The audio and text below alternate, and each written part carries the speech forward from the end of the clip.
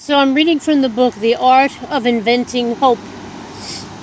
Intimate Conversations with Elie Weisel. And so I wondered, I'm reading now, so I wondered exactly what he meant by this curious term, an oxymoron of a sort I've never encountered. In the book it says he used the term active pessimism. Active pessimism, and I'm quoting from the book now, active pessimism is pessimism therefore moves you to action, he said, by offering an explanation of a concept of his own devising. The other view actually says, since it's so terrible, what can I do? The active one says, therefore I can do something. Even if I can do nothing, I will do it anyway, just to prove that I'm doing it. Taking action, even when you think it may be futile, especially if you think it will be futile, was not only Weisel's definition of active pessimism, but also, I believe, his statement of hope amid sorrow. When the quest is failing, he seemed to be saying, we need to work that much harder, not only to try to effect change, but also as a statement of who we are. The world may not listen, genocide may not slow or stop, but we must prove, if only to ourselves, that we will not quietly accept it. We will not indulge in the indifference that made the Holocaust possible.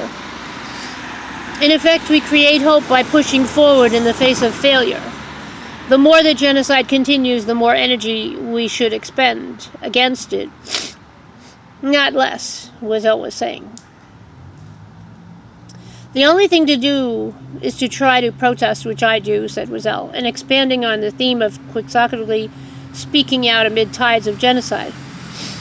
Sometimes I say I've done nothing else, he said, perhaps acknowledging how little his efforts and those of so many others seem to have changed the course of events, though surely he has altered thinking among uncounted students and readers. All of these killings and the killings which are going on so long and still going on in all kinds of places, how can it go on, he asked. And therefore at times I would say, look to me. I also had reasons to go and do terrible things afterward. I didn't. The human grandeur is not to give in to that, to say, I have my own way. Why don't you choose that? Holocaust survivors like Weisel and my parents, in other words, chose not to extend the cycle of killing in the name of revenge, but chose hope instead. If they could find the reason to continue in the face of their incalculable losses, how can the rest of us not follow their example? I'm reading from the book, The Art of Inventing Hope, Intimate Conversations with Elie Weisel.